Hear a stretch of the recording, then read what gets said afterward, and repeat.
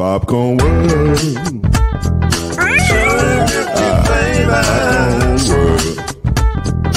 Popcorn World. Yeah.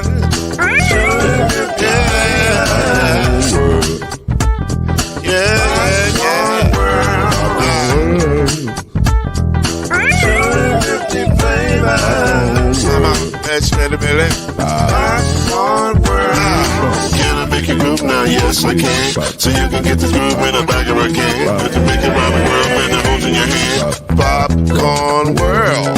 250 flavors gonna make you smile. 250 flavors gonna make you smile. 250 flavors gonna make you smile. I said popcorn make you smile. Ah. Popcorn World. Popcorn World. Popcorn World. Popcorn World. The Popcorn World.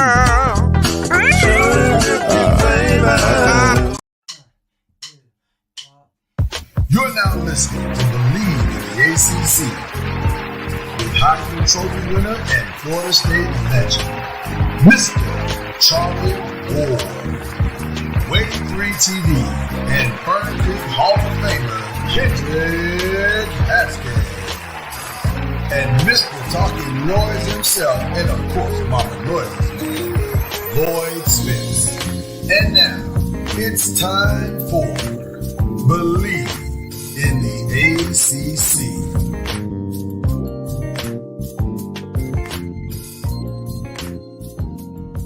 The math is easy. It's 5 plus 7, and it equals 12. And that's what's supposed to happen. 12 teams are now, starting in 2024, supposed to be playing for the right to call themselves the national champion. And it should be just that simple. But then you have to factor in the fact that it's the NCAA and nothing's ever simple. So that is the incomparable Kendrick Haskins over there. Charlie Ward is en route, and we're going to break down everything that is college football playoffs. We're going to talk some ACC basketball. We're just going to talk about a lot of stuff on this fine show called BLEAV in the ACC. Quite the setup you have there.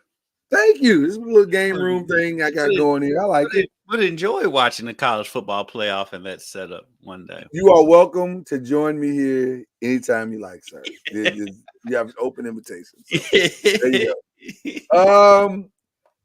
So the news went down Tuesday that they have settled on the model. They were trying to wait to see what the Pac-12 was going to do, and the Pac-12 still ain't, or the Pac-2, I'm sorry.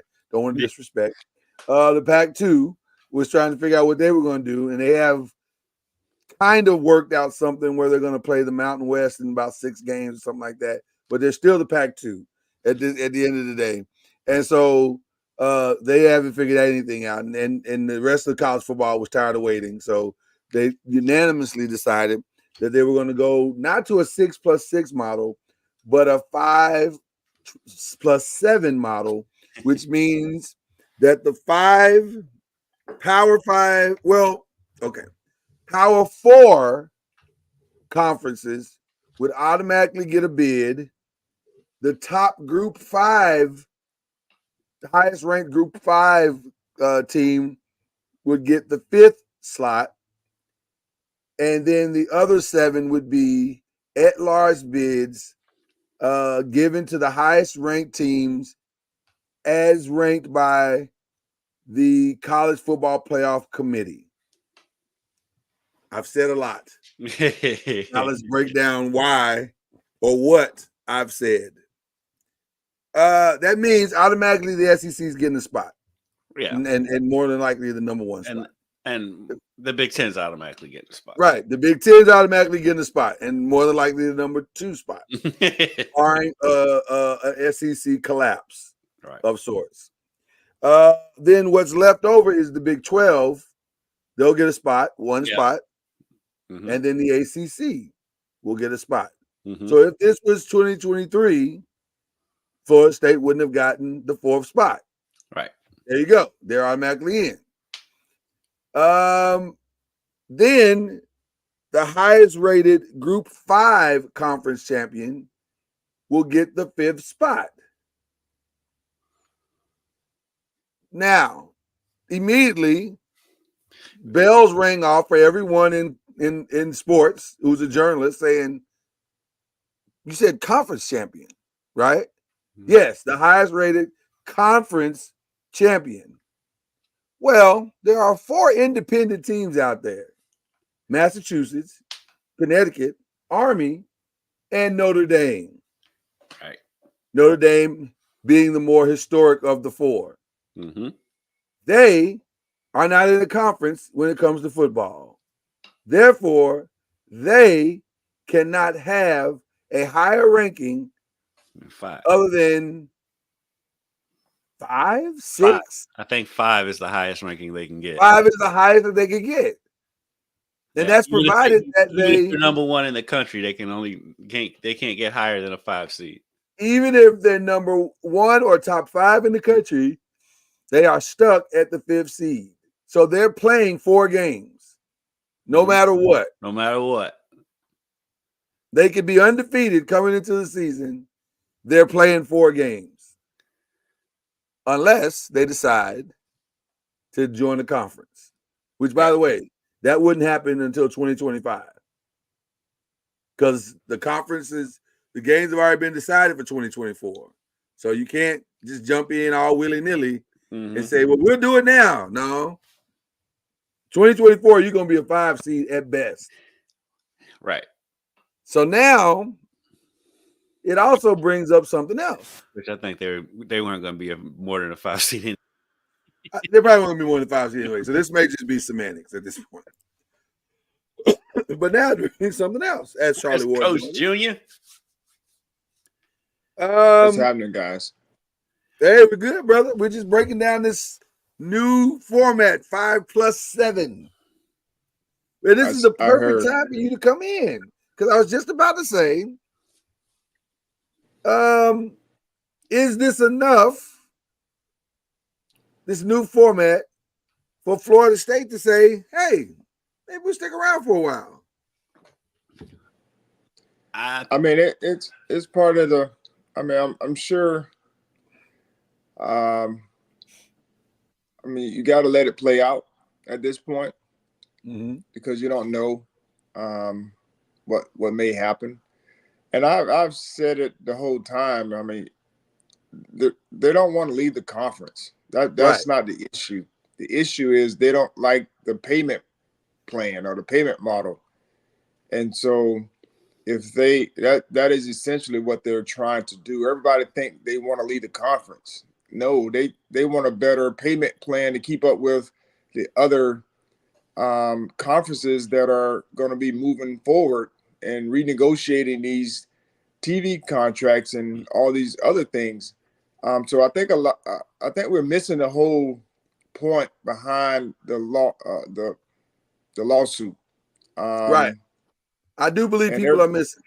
I do. Yes, and everyone's taking it like if FSU don't want to be in the ACC. No, that's not the issue. The issue is the grant of rights and the money part for the programs. Because the truth is, nobody wants to be in the ACC right now in football. Not under these financial conditions. Financially, correct. Right. And so I think we have to clarify that point. Like everybody feels like FSU wants to lead a conference. That, to me, that's not the case. I mean, like I said, I don't have any inside knowledge, but just outside looking in, that is not the case. The case is they trying to keep up with the Joneses. I mean, right. In order to be able to compete at that same level as those other conferences that are, renegotiating their TV contracts that comes up every 2 to 3 years as opposed to 30. Yeah. Right. That face. as opposed to 30. Right. Right. What were you gonna say, kid? I think that this opens the door to Notre Dame finally joining the conference, because I mean, they, like I said, they'll have to play at least 4 games in the playoff to win a national championship. Now, they're delusional that enough to think that they're in that contention, which we know they're not anytime soon. But they have to join a conference at this point. And basically, the college football playoff system just told them, you need to join a conference if you want a national championship. And we talked about it. I mean, this could be what gives ACC a little bargaining power, because of that NBC contract that Notre Dame has, which, I mean, Notre Dame plays so many ACC games that most of those games end up on NBC anyway. Right. There could be a negotiating tool there for the ACC to get in on some NBC money, and maybe that could save the conference on the financial end. I think that is 1,000% correct, and I'll even take it a step further. I think definitely Notre Dame's back is against the proverbial wall. You can't. What they've essentially told you is not only do you need to join a conference, but they've also told every conference that was placating Notre Dame and playing those traditional games, this, that, and the other, that those games don't mean anything anymore. Having Notre Dame on your schedule means nothing. In fact, it's more detrimental to you than it is beneficial, because they, as they've already said, they could go undefeated, and the best that they could do is a 5 seed. So how is that helping me to pad my quote unquote resume as an at-large bid? I beat Notre Dame, the 5 seed. Well, I mean, yeah, well, I mean, it does. If you mean anytime you beat a top 5 opponent, it's going to help your resume. Right. Well, but if I win my conference, I've already helped my resume. And if my conference is doing well, like let's look at Louisville last year or Florida State last year, they would have beaten Florida State. They would have beaten what was like you guys beat like 2 or 3 top 25 teams. Who's that, Louisville or? No, Florida State. Florida State. They beat you beat LSU, you beat Louisville, you beat Clemson at the time. Clemson at the time. I'm not sure they were ranked high. But my point is, I wonder if the committee will weigh those conference top 25 wins higher than just an outside random game. Well, you also got to think about the teams that don't win the conference title. They still can get in but the rest of the 7. That's the other side of it. So the win over Notre Dame would still help in that case. That's the other side of it, huh? A la Michigan. A la Michigan. How many top 25 teams they beat? I mean, they ended up winning the national championship, and how many top 25 teams did they beat? They beat that's 2 in the regular season. That's the truth. Penn State, and that was at the end of the year with Penn State and Ohio State. But Michigan would have, but Ohio State would have gotten in.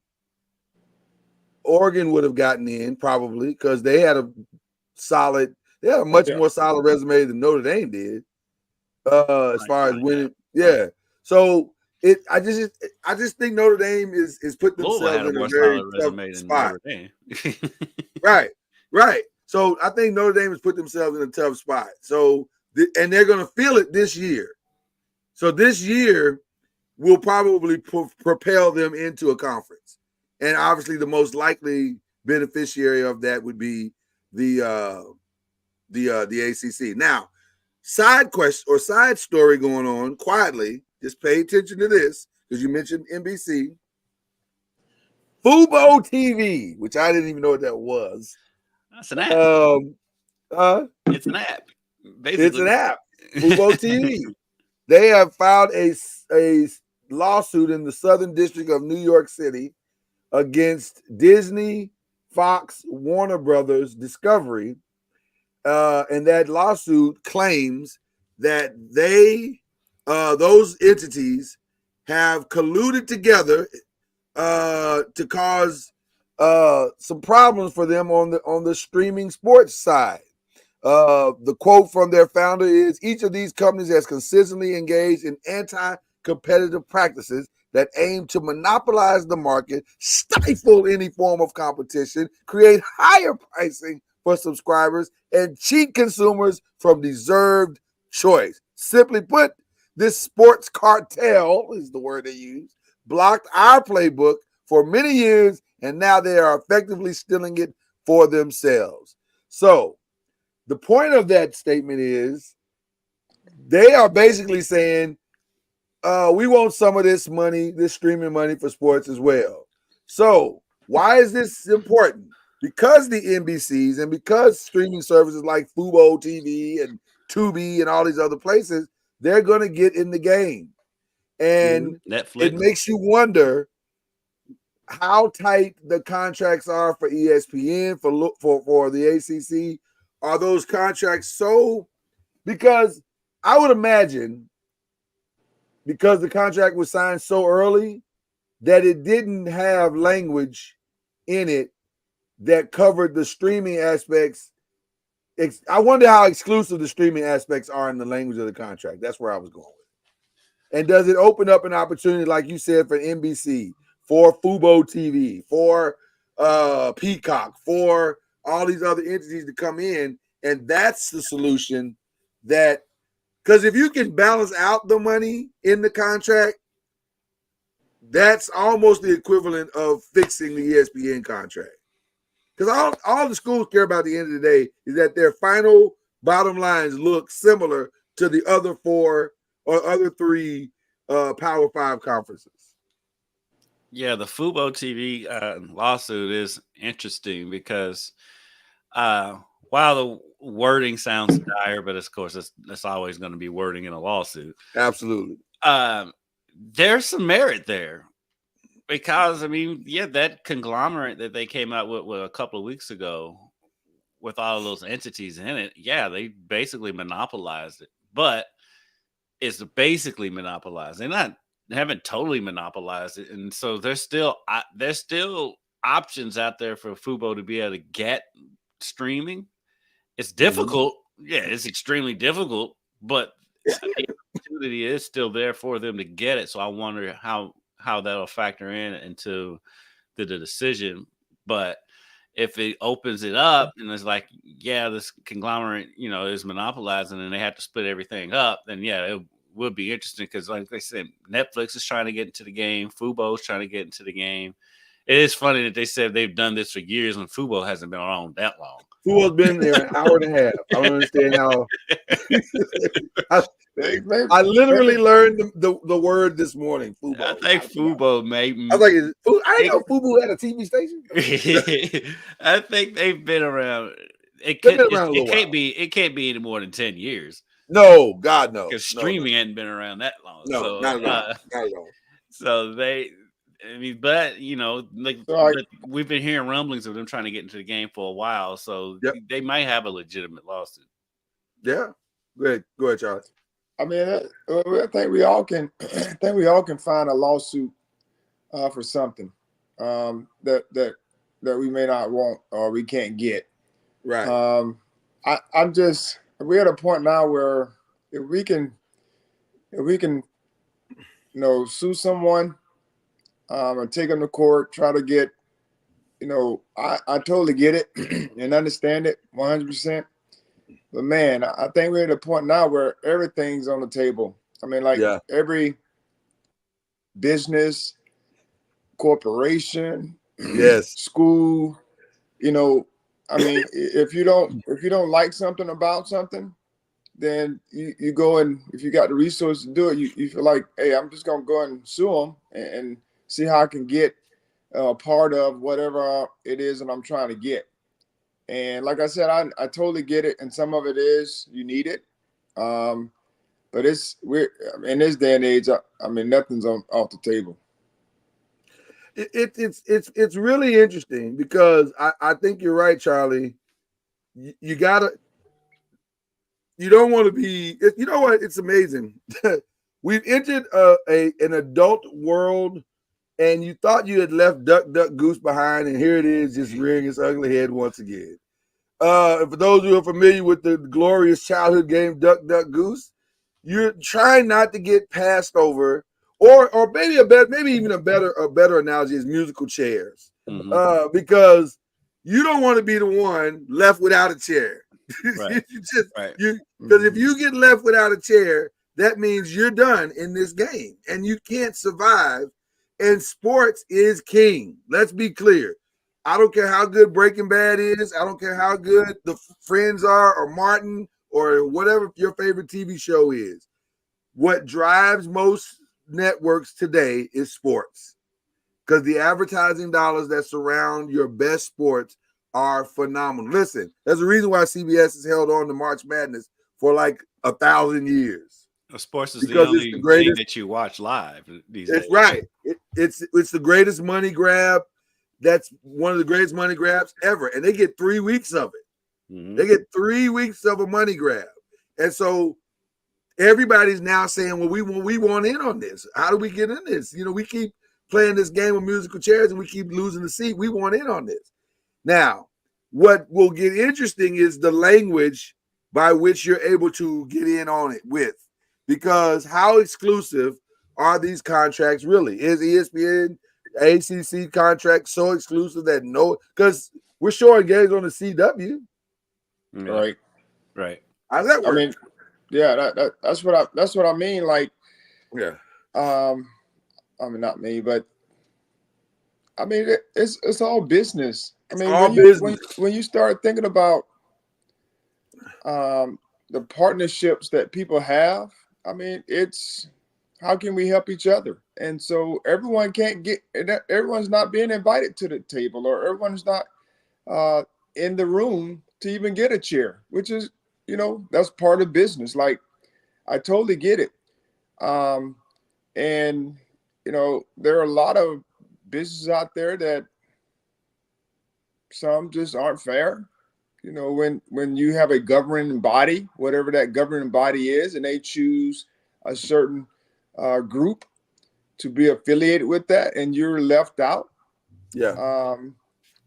then yes, I mean, everybody wants to get into that mix. And then there's that protection.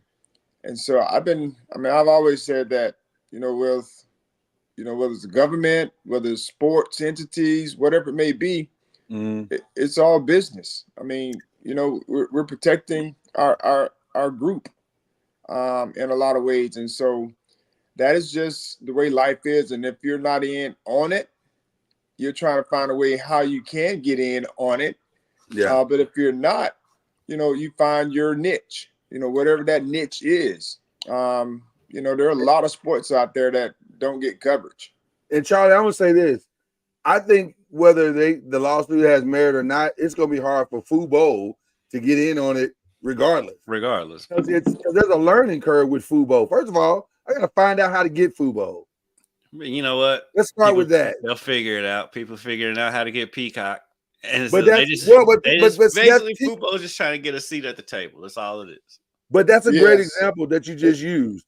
Peacock is for all that they've attempted to do, it has taken them years to get people over the feet to watch something substantive. Like their Olympic coverage did not go well, other than Snoop and Kevin Hart. Their Olympic coverage did not go well on Peacock. And yeah, I think Fubo has at least been around longer than Peacock. Right. So, but you also have to know where the money is coming from. Right. For Peacock. Right. Yeah. Peacock's that's coming from basically NBC. Comcast, right? Yes. Yeah. So that's so they got money to burn a little bit. Right. That's more in-house type of programming where NBC, CBS, they bought up a company like Fubo. Fubo or whatever they are. Fubo. See, I'm telling you. Fubo. Yes. They bought up those streaming, that streaming company, and added them to their list. And that's kind of the way the Peacock and all these other streaming device services have entered the game from that standpoint. Now your Netflixes and your Apples and all those types of things, that's something totally different. But right, I mean, they have their own arm, and I don't see them going to a Fox or Fox buying them up at any point. Yeah. So that's what's going on, and is making this as interesting as well, and how this unfolds. And one of the reasons why this is an important subject is because of the last part of the 5+7 model, which is the 7. So as we understand the 7 is, as it's stated in the language of the contract, the 7 highest ranked teams as ranked by the College Football Playoff Committee. So they have sole discretion as to what 7 teams fall in those slots. Now, what's interesting about that is that who's in the room deciding those 7 teams, and what is the criteria and basis for them to get those 7 slots? That's going to be what's interesting, and that's what's going to be. That is where the controversy will land for sure. So who chooses the committee? You know what? That's a great question. I don't even know how some of these folk got in the room. Is Condoleezza Rice still on that? No, she's not. She's been gone for a little while. Okay.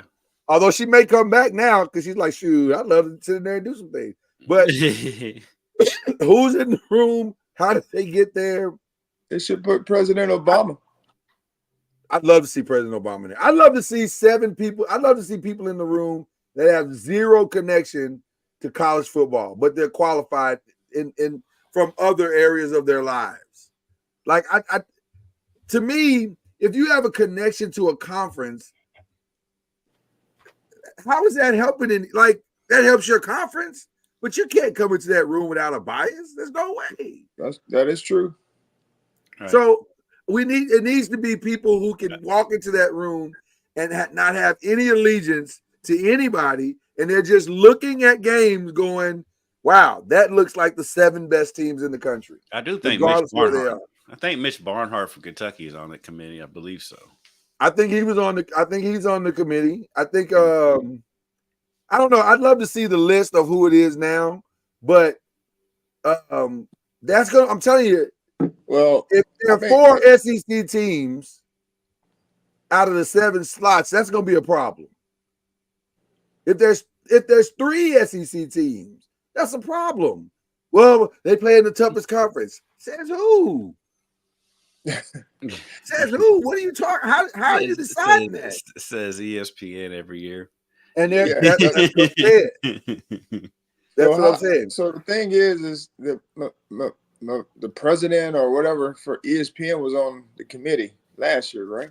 I believe so. Yeah. I believe so. Yeah. That is.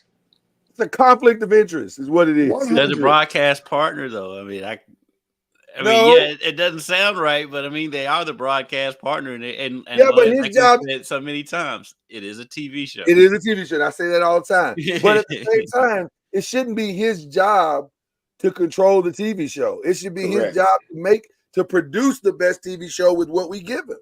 So if we give you Bowling Green and Texas, then so be it, brother. You better figure out a way to make Bowling Green the greatest team on TV.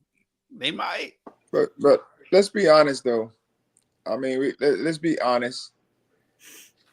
If they're not on the committee, they know someone that's on the committee. Right. It wouldn't matter. And that's a great point. I mean, the word is getting passed in the room, regardless of who it is. I mean, it happens everywhere, especially in those type of settings. I mean, someone knows someone, and the word gets in, and it's always advocating for, which is what you should do. I mean, everyone should be advocating for their conference and or a school or schools, whatever it may be, if they're worthy. And have they have the resume. Yeah. But what happened last year is why you can't have certain that type of thing. Yeah. Coming into the room, because views get skewed and you don't actually go by the metrics that were set. And we did all that complaining about the BCS back when the BCS was around, but that's probably a better measurement of who should be in there than. At least it had some fairness to it. Yeah. was that based on based on this year's and I don't want to go final rankings. I want to go week 15. Based on this year's final week 15 college football rankings, the Big Ten would have had Michigan and Ohio State and Penn State would have gotten in. So they would have gotten 3 teams in. Excuse me. The Pac-12 would have got Washington and Oregon in. So they would have gotten 2. Mm-hmm. The Big 12 would have gotten Texas in, and Oklahoma would have just barely gotten in. So that's 2. Florida State would have gotten in as the only ACC team. And then the SEC would have gotten Alabama, Georgia, Missouri, and Ole Miss in. They would have gotten 4 teams in. Yeah, I mean, really last year, I probably wouldn't have had much of a problem with that, to be honest with you. Yeah, I mean that's a good group. Yeah. I mean, Missouri was sneaky good. Ole Miss is good, and they're an entertaining product. Right. And so I wouldn't have had a problem with that if that's how it shook out last year. I mean, the thing is everyone want to have a seat at the table, and that would have, I mean, who would have been the group of 5? Tulane? Probably Tulane. No. Well, let's see. Tulane. There was somebody else. No, it would have been SMU. Yeah. Oh, yeah, SMU. It would have been SMU. So, no, I'm sorry. I apologize. It would have been Liberty. Oh, yes. I was thinking Liberty. So that would have pushed Liberty. I think Tulane was better than Liberty. So that would have pushed one of those. So Oklahoma would have probably been out. Who? Oklahoma probably would have been out. Yes. They weren't that. What was their record at the end of the year anyway? It was 10-2, but it was a rough 10-2. It wasn't a good looking 10-2. They did beat Texas though. They beat Texas though. Technically, they beat Texas. You're right. Technically, they beat them on the scoreboard. They beat Texas. It's not too technical. They beat them on the scoreboard. They beat them on the scoreboard. Like Adam Silver said, you scored the most points. You scored the most points, right? I mean, that may have been the most dismissive trophy presentation in the history of trophy presentations. What was that? I missed as it. I watched, Adam Silver after the All-Star game. Did you see it? I saw the All-Star game, but I didn't see the trophy presentation. In the trophy presentation, Adam Silver is giving Giannis the trophy. He looks at him and says, Eastern Conference, well, you scored the most points. Here's your trophy. I'm gonna tell you something. They should be thanking God that it was Adam Silver giving that trophy and not David Stern. Because I think David Stern would have said this was pathetic. He would have said it. He would have just said it outright. Come on, hey, I know that's we're going down a rabbit hole, but I've been having issues with that because I keep getting this timeline of the older All-Star games where the games looked like pickup games. You know, they were competitive and guys trying to guard each other and the whole 9. Right. But that's not where we are anymore. I mean, we used to have back then. I mean, we had skilled players, and they were all competitive. The era has changed, and that's the thing that we got to start to understand. We got guys sitting out, you know, because they may be a little injured, which is cool. I mean, because science is caught up. Yeah. For us, I mean, we were injured. We still trying to play, even 82 games. The only reason we didn't play is because we had a major injury. I mean, like a real injury. Yeah. I mean, you know, there had to be something to sit us out, broken, torn. It had to be something to that magnitude before you actually decided to sit out a game. Right.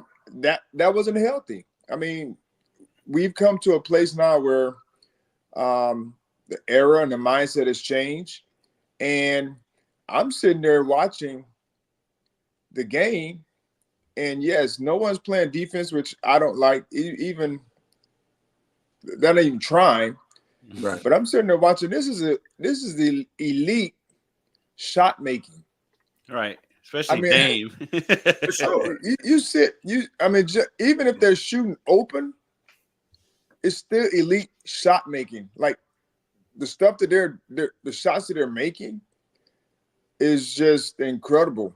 They're in the top 1% of shot makers in the world. And if you go back to the era that everyone keeps going back to when they on these timelines with the All-Star game, there was very few guys that could shoot that range. Right. Right. If any.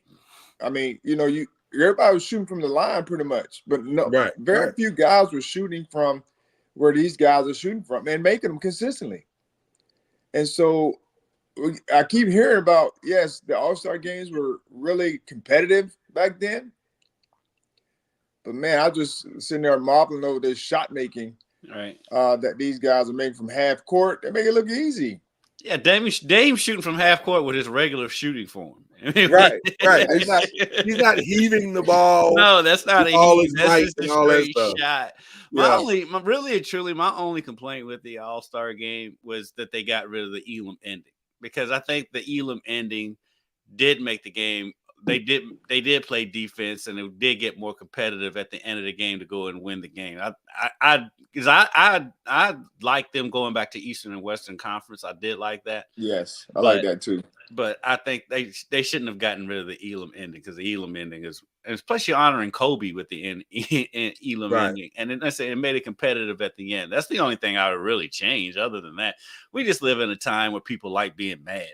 And so as soon as they find something they can complain about, they just all gonna harp on it. I mean, at the end of the day, it's an All-Star game. Who cares? Why spend this energy on so many people? Well, let me say this though. Let me say this though. I'll take a little bit of issue with you on the caring part, only for this. And shout out to TNT because they did a phenomenal job on this. If you watched the Altcast, it didn't bother you that the way he was playing defense. Oh no, I didn't care. Listen, you watched the Altcast, Charles anyway. Right, you didn't care at all. But they did a phenomenal job pregame on this, telling the story of they called it The Stand. Yeah, and I don't know if how many of you guys saw. Did you see that? Yeah. And that was phenomenal, talking about how to make a long story short, that I think it's 1964 or 68. I can't remember which year. I think it was 68. I want to say it was 64. I feel like it was 64 too, but that group of all-stars chose not to play because there were conditions that weren't conducive for them to play in the NBA and have a great quality of life, et cetera, et cetera. So they took a stand right before the All-Star game, said they weren't going to play, forced the owner's hand, made them step up and give them things that they need, like pensions and insurance and stuff that, they should have already had. My only complaint about them not playing hard is that a lot of people have sacrificed a lot for you to have this opportunity to showcase what you do. And the All-Star game should serve as a reminder of the greatness. Like Charlie was saying, I think you can mix in both. Like you both have said, you can have the shot making and the dunks. Let's do 2-3 quarters of that. That's fine. But when we get down to that last quarter, let's have some real basketball. Let's compete. Let's remind people that these are the best players in the world. Let's honor the sacrifices that were made for you to have this opportunity, and then that way we all get what we want. You know what I'm saying? And I get not playing it like it's Game 7 of the NBA championship. I get that. But let's not play it like it's not even a rec game at 24-hour fitness. Like it's warm-ups. Yeah. But the comedy with Luka and the Joker the whole time. It's so funny. But to your point, I see that aspect of it, especially after watching the spot they did on The Stand. Yeah. But like I said, I think that's where the Elam ending comes in. That's where the Elam ending comes in. The Elam exactly. ending in there. I mean, put some money on it for the winning team, and bam, you have competition. And because like I don't remember how many years did they do the Elam ending? Was it 2? About 2 or 3. 2 or 3, and there wasn't something nearly like as much complaining about the lack of competitiveness and defense when they had the Elam ending. So I said they didn't. I just say just bring the Elam ending back, and you just shut up a lot of this. But that wasn't even the worst. But listen, the game was bad. But to me, the dunk contest was far worse. Like that dunk contest was, you could have kept that. I didn't think it was as bad as everybody. No, Jaylen Brown was. Jaylen Brown should have never gotten to the finals anyway. I agree. Jacob Toppin got ripped. But you know what? And when I saw Jaylen Brown's performance, it helped me understand why LeBron didn't do it. I said, okay, now I get it. Because if you're not a creative dunker, you shouldn't be in the dunking contest. But Jaylen Brown's older now than LeBron would have been when he should have done it. Yeah, but hear what I'm saying. If you're not a creative dunker, you shouldn't be in the contest. Like if you can't do things, because the expectation is you're going to do something we've never seen before. I get that, but back then though, we were talking about 20 years ago. The dunks were not nearly as creative back then as they are now. And with LeBron being a power dunker, and he's LeBron, he's probably going to win anyway. He's going to win anyway. Because I agree with Stephen A. Smith. LeBron's a big reason why the dunk contest is in the state it is now, because he never would do it. And I think that's a lot to put on his shoulders. But I just think if you're not a creative dunker, you shouldn't do it. If LeBron would have done it, a lot of these superstars that have come along would have done it. You agree, Charlie? I don't know. No, I don't know if that's the case. Because Jordan did it. I think Kobe did it. Kobe won it. Well, Kobe's going to do it because his mentor did it. That's my point. But nobody's chasing LeBron. I don't think him not doing it, hindered others from joining. I don't know. I think there was some politics in the dunk contest. What I mean by that is Jaylen Brown made it because he is an NBA guy. Right. And Jacob Toppin is a two-way guy. And they couldn't have two G leaguers. Right. In the finals of the dunk contest. Exactly. Because Jacob Toppin. Jaime Jaquez was better than Jaylen too. He jumped over. Jaylen was for sure the fourth best dunker there. And so that's what I mean. Clark's memory. I don't know. And then I was like, I mean, my man Jaylen Brown got like $350 million. What does he need with $25,000? Yeah, I agree with you, Charlie. I think it was politics. I think the NBA probably begged him, was probably begging any of their superstars to get in it, and Jaylen Brown probably just said, "All right, I'll do it." I hope that was it. It wasn't the best. It wasn't the best. I was like, come on, man. I mean, y'all either gonna put the best in there, or I just didn't like that political side. The right person did to do away with the whole thing. No, we still watch it. I mean, everybody still talking about the dunk contest. That version. That's what I'm saying. For everybody that's complaining, guess what? You complained because you watched it, because they still watch it. They've been complaining about it for 20 years. Right. They still watch it every year. And to be honest with you, sir. And to be honest with you, the person who should have won, because Matt McClung was amazing. He got ripped. No, I'm convinced that like the judges didn't realize that he bobbled the ball on purpose. Oh, they didn't. They had no idea what he was doing. But I liken that to when Vince dunked with his arm in the rim. Like until you slow it down, it doesn't look like anything. It just looked like a regular old dunk, and then you go, oh, that man has his whole arm in the rim. They should. Well, I've never seen that before. They should wait to the replay before they put their wait to the replay. I think it's sometimes the replay helps you to better understand. Okay, real quick before we close out here, Charlie, we have some concerns. Last night wasn't good. Last night wasn't good. Last night wasn't good for what happened at the KFC Yum Center last night. It wasn't good. It was the opposite of good. It was like really, really bad. What happened? I missed it. I was Notre Dame. Notre Dame beat Louisville 72-50 in the Yum Center last night. It was bad. Oh, was that men or the women? Men. Men. Oh.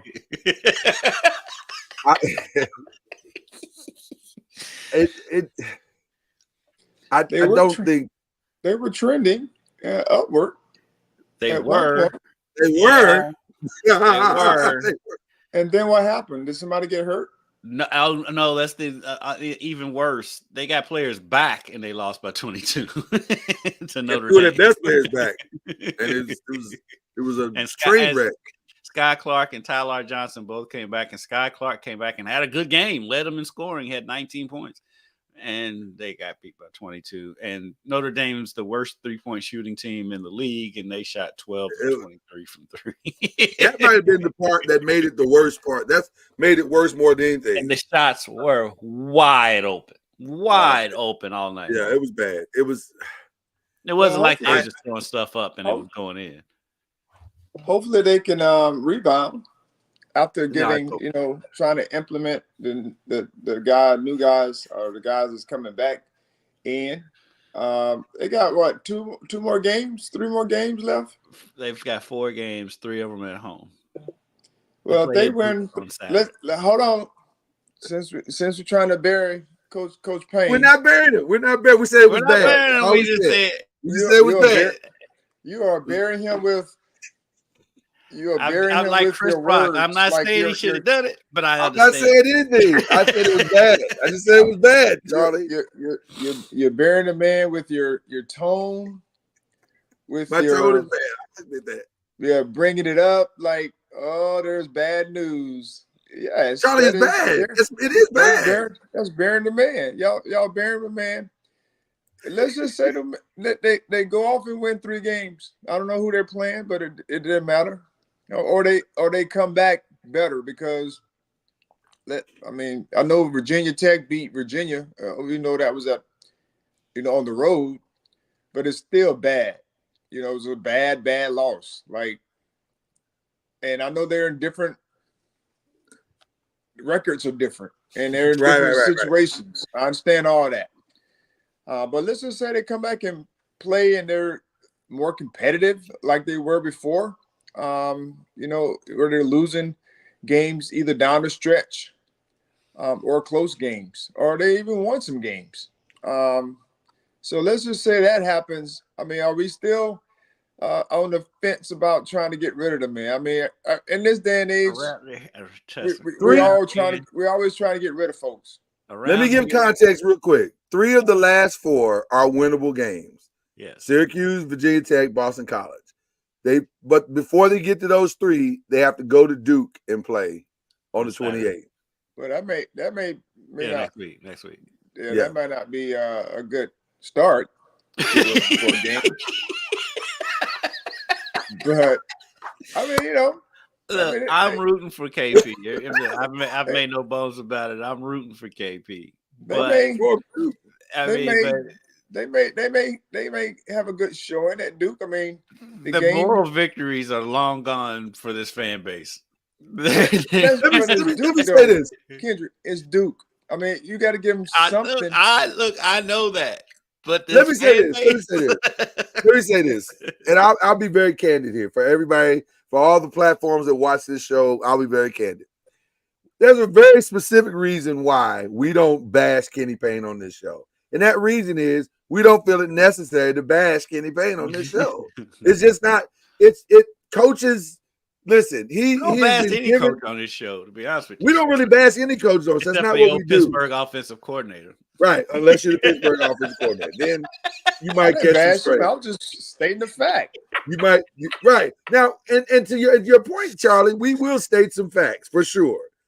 And so Yes. I'm rooting for Kenny. I want Kenny to be successful. In fact, beating Duke could go a long way to saving his job. Like if he can somehow figure out a way to go to Duke in that environment and win that game, it may be the last hope of him winning, of saving his job. Who knows? However, all I wanted to say was this is bad. That's all I wanted to say. It's bad because we understand how the world works. And the noise coming out of that city is almost deafening now. There are two coaches that are in the hot seat in Kentucky, in the fans' mind. Kenny Payne and John Calipari. Now, I don't know. Now, here's the interesting part about both those teams. If they were to fire both those coaches, I have no idea where those programs would go. Who would be the successor? Right. I say that about Kentucky all the time. Like who are you going to get that's better than what you have? right? Now, Louisville might say we can get anybody to only win 8 games. Okay, who are you going to get? They may go after the coach that just got fired at Ohio State. I'm just saying. I go over with the fan base. I don't think Louisville fans understand that you're not Louisville anymore. Like you're Louisville in the name, but you're not necessarily Louisville. You haven't been Louisville in a long time, in a decade, actually. The same can be said about Kentucky because, like, I listen to their call-in show, and every time they lose, and it's like, "We are Kentucky. We don't do this. We are Kentucky." No, this is what Kentucky is right now. I was going to say, you look exactly like the Kentucky I've been watching the last 10 years. Like exactly who you are. This is who you are. It looks no different. You don't lose these games. It's like you lose these games all the time. Like, what are you talking about? Yeah. So I don't. That's my only question about both programs. Kenny's doubled the winning total from last year. So that's progress. Those kids are still playing. They're not giving up. They haven't thrown in the towel, though they're not very good. I just don't know. So what do you? And then okay? I can be convinced of anything if you can tell me what your exit strategy is. I don't know what's your exit strategy. If you're getting out of this, who are you going to get? Who do you think, Louisville fans, that you can go get right now to leave their program? Because that's what you want. You want them to leave their program and come to your program. Who would that be? The updated list. Okay, I cannot wait to hear this. So the same guy that had to bring Braun back home Twitter handle his handle is Mick is the pick. So he's sold on Mick Cronin. Oh God! So you're gonna leave UCLA and come to Louisville? I'm just reporting the news. You just reporting the news. I got it. It's Mick Cronin is up there. Of course, Jay Wright is the pie in the sky. Oh God! Well, Tom Crean called the game last night, so people were talking about Tom Crean. What's Kansas State's coach? They Tang. They love Tang. Yeah. But Tang just signed an extension at Kansas State, so that's probably not going to happen. Drew is out there. Is the fans like? So you could go down. Kelvin Sampson's name has come up. Baylor's coach. Kelvin Sampson's name has come up. So you can basically at this point you could go through the top 25. And this fan base is really excited about their coach. The only reason Mick Cronin might is because he's struggling at UCLA. Maybe. And he was an assistant under Rick when he was. And he was assistant under Rick, so maybe. But come on, man. I don't know. I mean, when we start sitting back and looking, I mean, is Cronin or whoever they bring in is going to have to recycle the roster. because those All aren't those his kids will leave. players. Yeah, and all those kids, most of those kids will probably leave, and so That's what I'm saying. It's going to be a whole recycling project, You're a whole different team. which is cool. I mean, that's okay. But do you have what it takes there at Louisville to bring in top-notch ranked players that's going to help you get over the top? You know, NIL is the big deal now. You know, is that in place to be, because it is on the football side. We know that. Listen, it's working well on the football side. Working well on the football side. So I don't know. Like I said, I like KP. I like him a lot. I like his staff. I was cutting up with Nolan a little bit yesterday before the game, and it's all love for them and the staff. But at this point, I can understand the arguments for making a move, making a change. I don't know who the perfect replacement is, because like people think, because Josh Hurd, the athletic director, has a relationship with Jay Wright because he used to work at Villanova at one point. So that's why so many fans around here are talking about Jay Wright. But I'm like, Jay Wright is working for CBS, doesn't have to deal with the stress of coaching college basketball. I think Jay Wright's good. Jay Wright said he's cool. He's good. Yeah, he's good. You talking about a name that would stun me if he it would left? Be Jay Wright would stun me. Stunned. I'd be stunned. Oh, Jay Wright got it. Jay Wright is Jim Harbaugh. Who got it better than me right now? Nobody. Yeah, Jay Wright. I heard him on Basketball and Beyond with Coach K, and he got out because he just didn't want to deal with all the stuff that goes into coaching now. Yeah, right. And that's the other thing with the way the state of college athletics now. You have to get a younger coach because to be able to navigate all this stuff, because the older coaches just don't want to deal with it, and I can't blame them. By the way, the money that you would have to pay Jay Wright to leave CBS, my God, it would break the bank. And Louisville ain't got it. Yeah, like they'd have to break the bank. Like Kevin Hart says, "Way my account is set up." Yeah, they'd have to move a whole lot from their savings to their checking. I don't think they got enough of their savings to move over to their checking. Right. So anyway, so it's gonna be interesting 4 or 5 weeks. Are you guys? You mentioned the Virginia loss. That was, I'll admit, that was a shocker. Why? That was definitely a shocker. But they're offensive. I mean, they struggle offensively. You've been saying that most nights. Yeah, you've been saying that. And so if you can shut them down from that, I mean, most teams' offense kind of generate what happens on defense. And if you're not making shots, I mean, that's demoralizing. Yeah. I still got my eye on Clemson. I just think in a tourney situation, they might be the most equipped to make a run. Because they seem to have some things about who they are figured out. Whereas it seems like everybody else is kind of like real box of chocolate like. Like, I don't know what this is going to be tonight, depending on the matchup and blah, blah, blah. But Clemson seems to be the most consistent. And that consistency at this time of the year is, to me, is the key to whether or not you make a run or not. So I don't know. It's going to be interesting to see how it plays out. Last couple of things, I'll be honest with you. The shock for my weekend was how Virginia Tech walked into Louisville and beat Louisville's women. That was surprising. They hit everything. Well, it was shocking because I've never seen a Virginia Tech team shoot like that before. Like they hit everything. Neither is Virginia Tech. That right. was one of those games.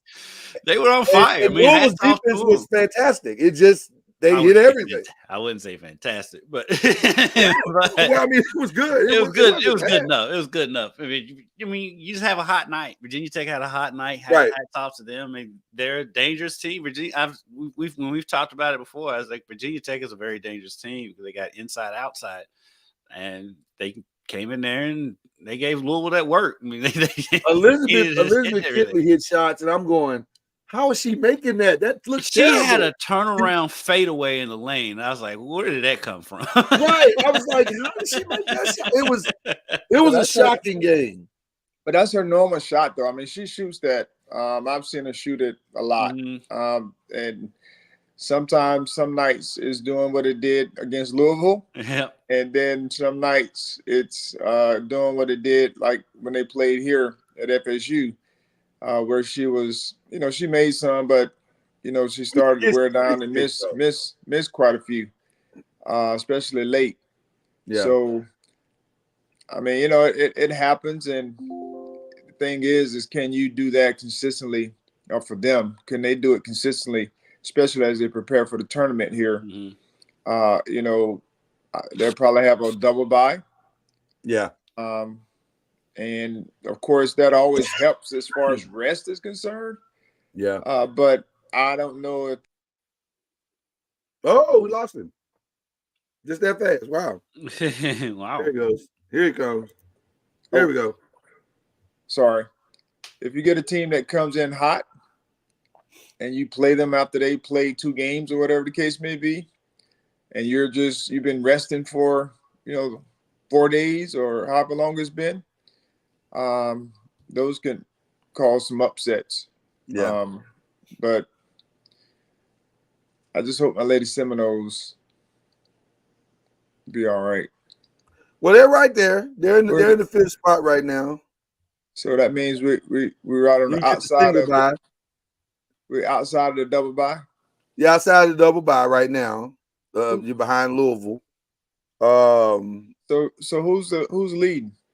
Right now, if the season ended today, Virginia Tech, Syracuse, NC State, and Louisville would get the double bye. I'm still trying to figure out how Syracuse winning. Well, when you get They keep robbing people. When you get ridiculous foul calls at the end of the game to give you the win. Yeah. They keep robbing people. They keep robbing people blind, and so that robbery is the way they keep. That foul. That was okay. So they have that one game, that one win because of that game, end of the Louisville game. So yeah, they would be behind. I know they'd be behind Louisville. Would they be behind behind Florida State if they hadn't have that win? No question about it. No question about it. That one call has made a huge difference in the state. That was a big missed call. That was a big missed call. So, but it'll be interesting because they're wrapping up this week, right? This is the last week, or next week is the last week? Oh, is it this week? It's all running together for me. It's coming quickly. I think next week's the last week. Right, we're coming to the end of the road. It's not much longer. So, Voice to man. We come to the end of the road. Oh man, we got Charlie singing today. Ladies and gentlemen, the vocal stylings of Charlie Ward. I love it. All right. That was perfect. All right. Well, listen, we got we're headed it. February's wrapping up. We got one more week of February, and then that's it.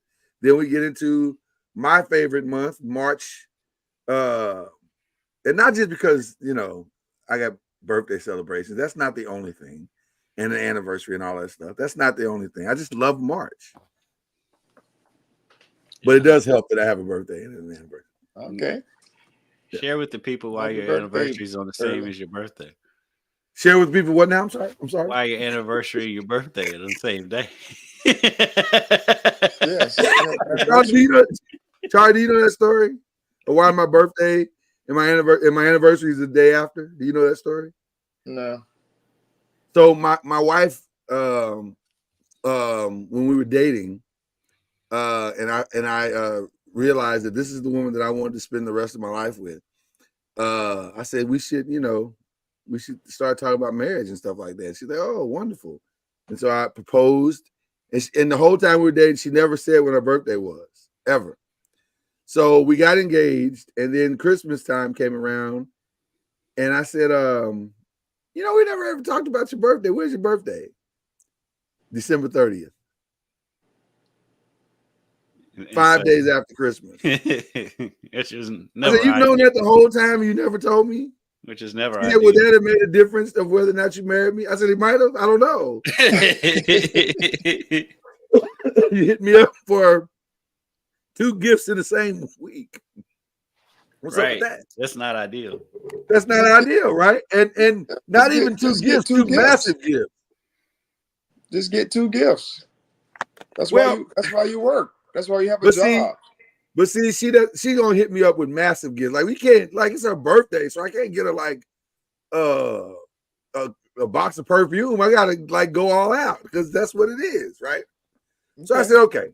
So she asked me, when do you want to get married? I said, March 6th.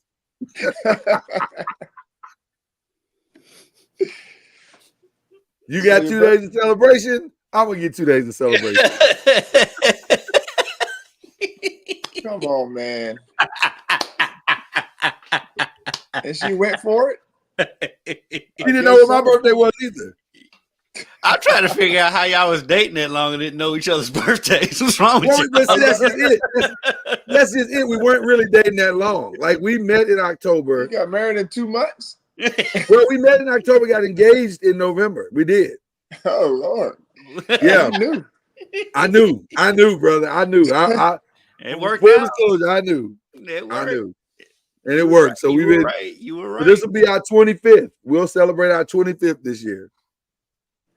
Wow. Yeah. That's awesome. So she got me, but I got her back though. Kind of. I don't know if I really did get her back though, because technically she still gets like 3 celebrations. She's right. It's not, and matter of fact, you're sharing your birthday with her at this point. I kinda, in some ways, I still took an L.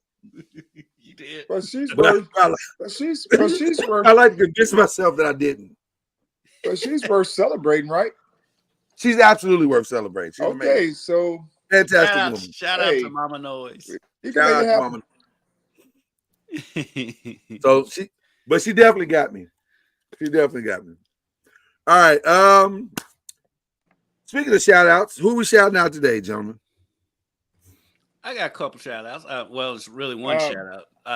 I'll shout out the TBT. They're returning to Louisville. The team is getting back together. It was Peyton Siva and Montrez Harrell actually have a Zoom interview coming up with Trez in about 20 minutes.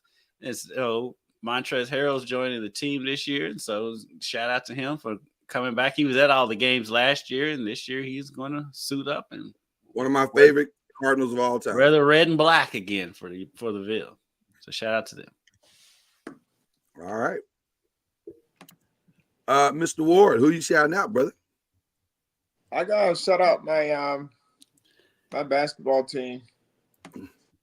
Our season came to an end on Tuesday. Yeah, Tuesday night. But that our group played a very good game. I'm still a proponent for the shot clock. We lost the game 43-41 in overtime. Oh my goodness. And wow. This was a glaring and heartbreaking loss because in the going into the fourth quarter, the score was 38-31. Oh wow! Wow! And the overtime going into the fourth quarter, the score was 38-31. They just held the ball the entire game. The final score was 43-41.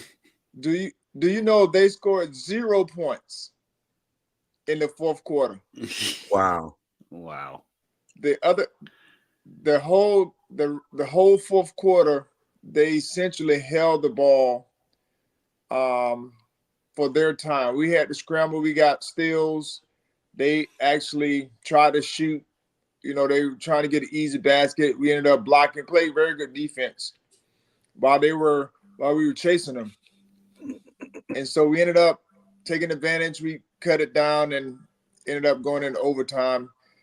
They scored 0 points. That's pathetic. That's in the fourth quarter. That's so pathetic. And then in overtime, I mean, we did the same thing. We held the ball for like 45 seconds or something at the beginning of it to be petty. Also, and also try to win the game, because essentially that's what they were doing. They were just trying to win the game, which is cool. I understand it, but a great game came to a screeching halt. Well, it was that way the entire game. It was really slow. At halftime, it was 20-19. We were up, and both teams, it was like a sparring. We weren't shooting until we got a good shot, and vice versa. I mean, both teams would play good defense, but it was just that type of game, and I was like, man, this is. And I'm gonna do the analysis on it, just to be able to show people if two quality teams, sitting here playing a game, and it comes to a screeching halt the entire game where no one wants to play. I mean, consistently, where you're not forced to play. Right. And so both teams have played with shot clocks all year, but it was just bad. We just think we didn't finish. We had opportunities late. Missed a couple free throws. Had actually 4 free throws and went 2 for 4. And then we had a putback that guy left short that would have put us up, with 8 or so seconds left to go in regulation or overtime, one of them. But it just wasn't meant to be. So, But I was very proud of our guys and the way they competed. I think any game that the strategy is not to shoot. I think any game that's the strategy is not to shoot the ball is a flawed game. Like, what are we talking about here? Yeah, what are we doing here? What are we doing here? It's supposed to be basketball. It's not keep away. That's not what we're doing here. So anyway, I digress. My only shout out, honestly, is to you guys and just the work that we're doing. I'm proud of the work that we're doing, and let's keep it up. Let's keep it going. And then also, just for selfish reasons, I want to give a shout out to Fannie Willis, for keeping the gangster at all times. Just keeping the gangster. If you know, you know. That's all I'm gonna leave it at that. She gave that look that every black child has seen at some point in their life. She could be the real MVP. I'm just telling you, so shout out to her. Okay, that's it. That's all we got for you this week. We'll be back next week. We'll start to talk brackets. We'll start to talk postseason a little bit more next week and get into the thick of it, because March is on the way. So with that being said, that is the great Kendrick Haskins. That is the great Charlie Ward. I'm Lloyd Spence. And this the great Lloyd Spence. Thank you. Oh, you just say that because I'm getting older. So we'll be back. Believe in the ACC. Have a good one. You've been listening to Believe in the ACC with Charlie Ward, Lloyd Spence, and Kendrick Haskins. Please like, follow, subscribe, and share from the Noisemakers page on Facebook and on YouTube. And you can also listen to us on Spotify, Apple Music, iTunes, and wherever podcasts can be heard. And join us next time on Believe in the ACC. Yeah, I had to keep an eye on everything.